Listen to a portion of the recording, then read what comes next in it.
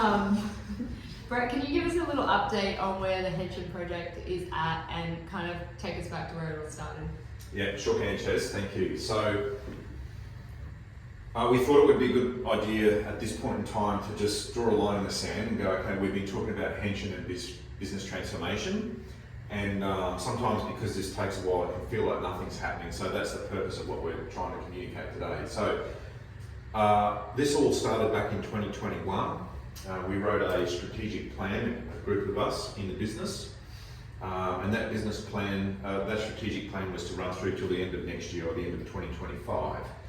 And I guess just for the purpose of everyone understanding, we have what we call an executive working group meeting, which we have people from Deloitte to help us run that meeting, and we report into that meeting how we're progressing with the execution of the strategic plan. So we didn't just want to write it and shove it in a cupboard somewhere or in a drawer and then forget about it.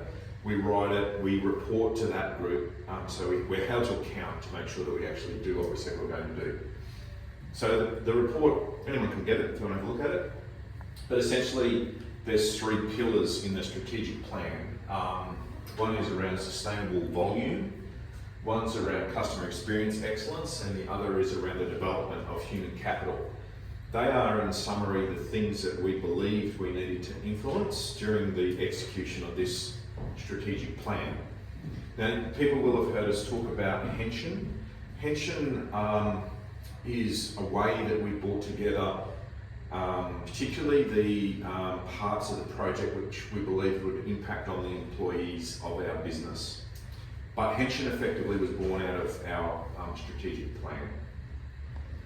So what I want to do, we've just had a quick session in here, and Mark's here as well, and we're okay, what have we actually done towards the execution of our strategic plan and the Henshin transformation project? And we've actually done quite a bit, right? And sometimes it feels like not much is happening, and I appreciate for many staff you don't get to see or hear about a lot of this, so I really wanted to try and communicate today the things that we've done and hopefully make it make sense as to why we're doing certain things. So this sustainable volume objective, that's really about us identifying that our businesses sit in growth pockets, our populations are growing, therefore there's market potential for us, whether it's here or in Kingaroy.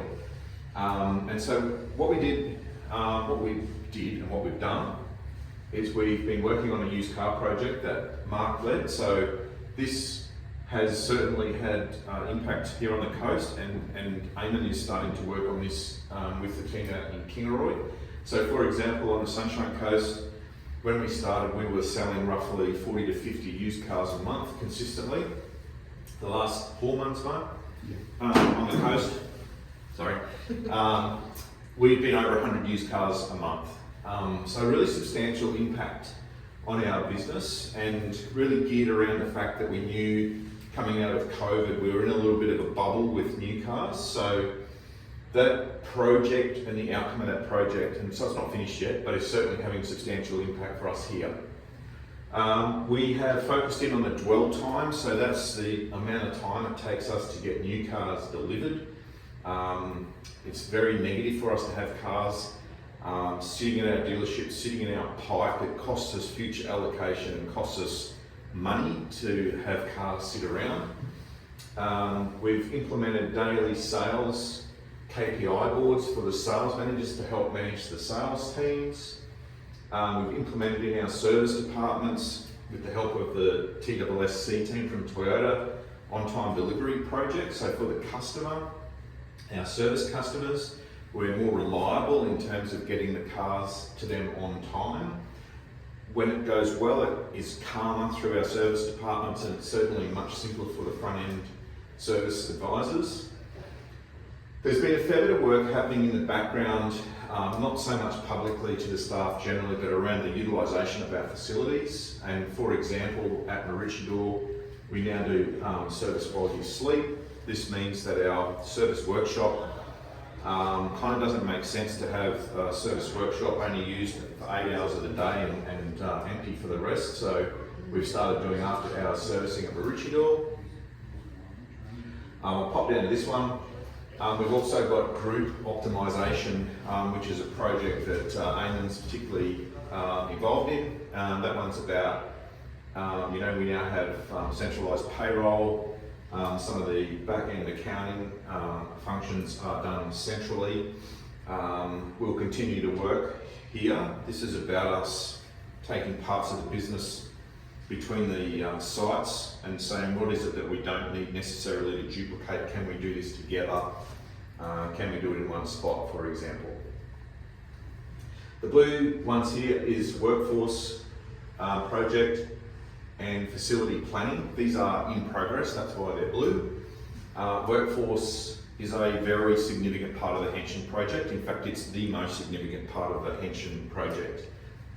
Workforce is about building flexibility into our workforce and also being able to offer good job roles with some flexibility. We are significantly advanced in terms of that impact in our front end of our business, so in the sales part of our business. In the service and parts part of our operation, we have scoped out some work with the TWSC team again from Melbourne. They're actually going to come and work with us again. And one of the elements of the scope is how we actually work on cars through our workshop and how that affects the job roles actually in the business itself. So that work is yet to be done, but everyone can feel confident it's either underway or it's well and truly committed to in terms of us resourcing it. Facility planning probably more so relates more specifically just to Maroochydore and our site on Dalton Drive, and again, that stuff's all underway. I'm in the process at the moment of actually going through council pre-lodgement, and also the TWSC team is actually going to give us some help with that as well in terms of site layout. Probably just a bit early for me to talk too much about that one, but I will. So I'm just going to jump over here to human capital, the other significant objective. We really recognised when we started our strategic plan that we needed to grow the capacity and capability of our workforce. So we had already implemented many things in this area. You should have all heard of the EDAP training platform. We've got to focus in on safety. You may have seen there's a group of people in the business who are going through a high performance management training course at the moment. We've had Eamon and now Blake participating in the Future Leaders program that's run by Toyota. We've invested in the learning about the Toyota production system. It's very good for operations. A group of us went to Melbourne and did a Joshuken, which is learning about how it works. Tyler was sent to work with the TWSC team in Melbourne for 3 months. There's more training and involvement that we'll have moving forward with TPS. And we've also added internal training resources in the business. So Shez is filling that role. And again, that will develop over time. I think the thing about TPS that I just want to focus on at the moment, in terms of the cultural impacts for us, it's about making sure people feel comfortable to surface problems and that we actually have the tools and techniques to solve problems, and that we have a culture which centres around people. We focus on waste. We celebrate problems, but we've got a maturity to be able to go about solving problems together. And so the final pillar is customer experience excellence, and so we have implemented a number of things to assist with that, and some of them cross over. So on-time delivery helps the business with volume, but also is a better experience for the customer, as is service while you sleep. We had some new phone systems go in. We spent a fair bit of time getting reports out of that system and modifying how we were doing it, and we monitor that on an ongoing basis. And Loz has developed some new customer experience reporting. So in summary for all that, there's a lot of things that are actually happening and have actually already been done, and I appreciate that sometimes people may not understand everything that's being done. There's been a lot of investment in time and money and effort by the business and by the people in the business. What I probably want to say in summary is that this area here customer experience will be a little bit more honed in on through to the end of 2025. So if I sort of, compare the business to your classic iceberg, a lot of the work that we've been doing here is working on the things which are beneath the surface, which are not necessarily seen, particularly by the customer. But in order to be able to create a platform to give customers good experience time and time again, we really did need to sort of spend some time in this area and make sure that the business has got really solid foundations, of people and processes and reporting, so that we can spend our time then making sure that our customers are very happy. So the focus for 2025 will not be to take our eyes off the board over here, but we'll be a little bit more focused. The Mills Group has been synonymous with exceptionally good customer experience, and again, whilst I'm saying we're going to work on it more, we have really made progress in that space as well over the last 12 months, so we shouldn't feel like it's something that we've neglected to pay attention to, but we really want to focus on that over the next 12 months, and there'll be more stuff come to everyone about how we're going to go about doing that. Awesome. Can you just come back to the focus of Henshin in terms of happiness for all stakeholders, and just remind everyone Thank you. what that's about?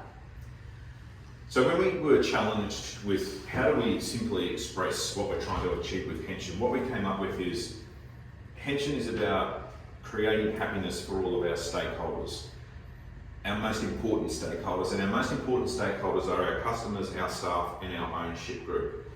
And so what that does when we think about it is all these things that we've got here, we should be able to put a green tick beside each one of those and say to ourselves, is that positive in terms of creating happiness for each one of those stakeholders? So focusing on the happiness for those stakeholder groups stops us from doing things which is, good for one group, but not good for the other group. It challenges us to be a bit more creative and think a bit harder about the types of things we want to do to get to our end goal. It frankly means it takes a little bit more time and effort because, we're putting down deep roots, and it takes a little bit of time for these things to eventuate. But as I said, it also helps us build a really solid foundation. So our goal is never to offend or do anything that is going to upset anybody. But in doing things which are good long term, sometimes there's complications to go through to get there. To get to the other side, sometimes you've got to jump a bit of a nasty creek, but I'm really pleased with the way that this is going, and it does take effort and energy, and I know change can be confronting, but I feel like we are certainly making progress, and just the exercise today of writing this up on the board is a good reminder to me of how far we've come. So Yeah, cool. And just one last thing, if any staff want to know more about any of the programs or that's going on, how can they find out and get more communication around it? Yeah, so communication is an issue for us that we recognise. So obviously we're issuing communications through EDAP. We will also try and bring this into our branch meetings. But the staff are welcome to ask for, conversation with me or Mark. Nothing that we're doing is secretive. We have an Obeya room in Nambour where pretty much everything that we're doing is fully transparent. You can walk in there, and I'm happy to walk staff through there if they want to have a look and understand it all better. Awesome. I reckon that's about it. Thanks, Jess. Thank you.